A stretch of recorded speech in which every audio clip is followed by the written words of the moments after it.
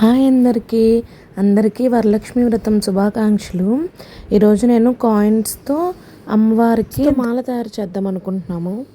అది ఎలాగో చూసేయండి.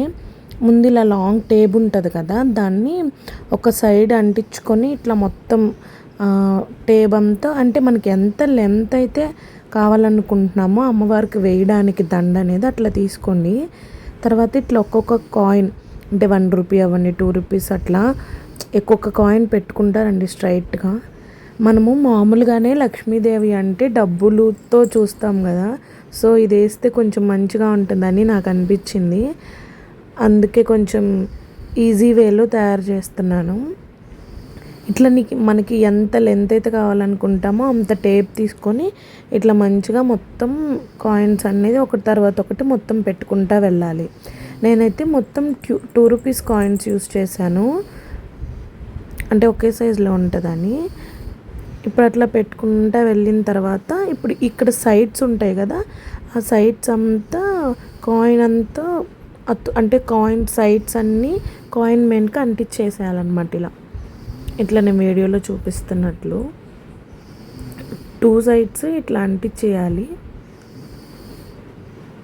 ఇప్పుడు అంటించేస్తే ఈ కాయిన్ అనేది ఆ ప్లాస్టర్కి స్టిఫ్గా అంటుకొని ఉంటుంది. అంటే మనం వేసినప్పుడైనా అట్లా జారిపోకుండా అట్లా.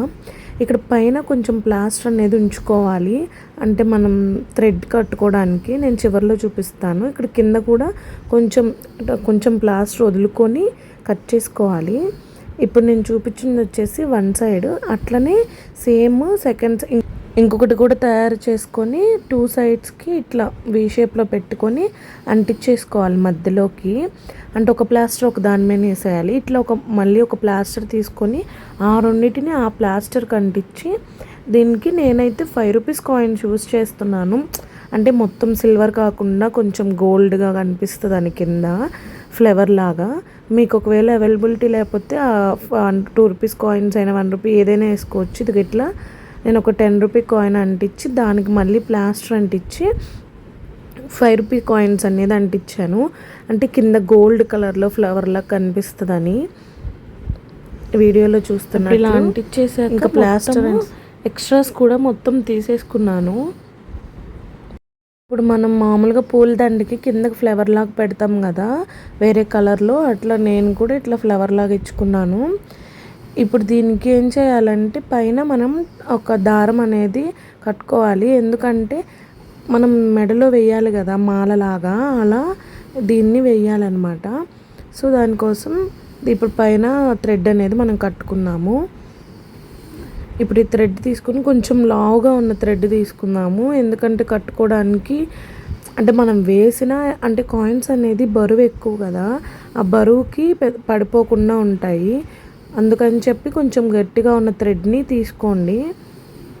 ఇలా మొత్తం నీట్గా ముడివేసుకోవాలి. ఇప్పుడు చూడండి, కాయిన్స్ దండ అనేది మాల అనేది రెడీ అయిపోయింది. అమ్మవారికి వేస్తే చూడండి ఎంత చక్కగా ఉందో. మీకు ఈ వీడియో నచ్చితే నా ఛానల్ని సబ్స్క్రైబ్ చేయండి.